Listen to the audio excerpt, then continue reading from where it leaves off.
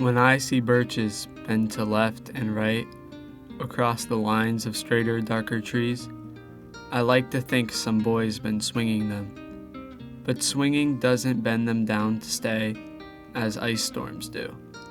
Often you must have seen them loaded with ice a sunny winter morning after a rain.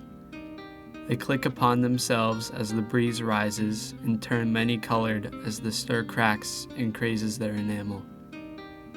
Soon the sun's warmth makes them shed crystal shells, shattering and avalanching on the snow crust, such heaps of broken glass to sweep away, you'd think the inner dome of heaven had fallen. They are dragged to the withered bracken by the load, and they seem not to break, though once they are bowed so low for long, they never right themselves.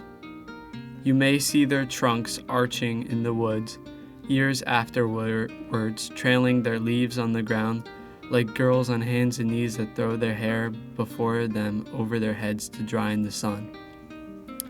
But I was going to say, when truth broke in, with all her matter-of-fact about the ice storm, I should prefer to have some boy bend them as he went out and in to fetch the cows.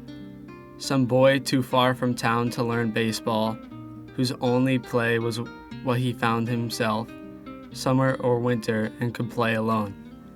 One by one he subdued his father's trees by writing them down over and over again until he took the stiffness out of them.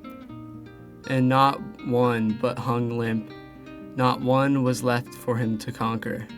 He learned all there was to learn about, not launching out too soon and not carrying the tree away clear to the ground. He always kept his poise to the top branches, climbing carefully with the same pains you'd use to fill a cup, up to the brim and even above the brim. Then he flung outward, feet first, with a swish, kicking his way down through the air to the ground. So was I once a swinger of birches, and so I dream of going back to be.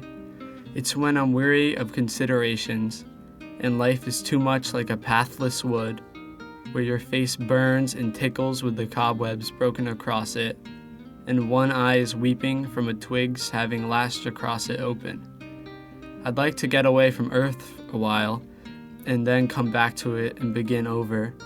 May no fate willfully misunderstand me, and half grant what I wish and snatch me away, not to return. Earth the right place for love, I don't know where it's likely to go better. I'd like to go by climbing a birch tree, and climb black branches up a snow-white trunk toward heaven till the tree could bear me no more. But dipped its top and sent me down again. That would be good both going and coming back. One could do worse than be a swinger of birches.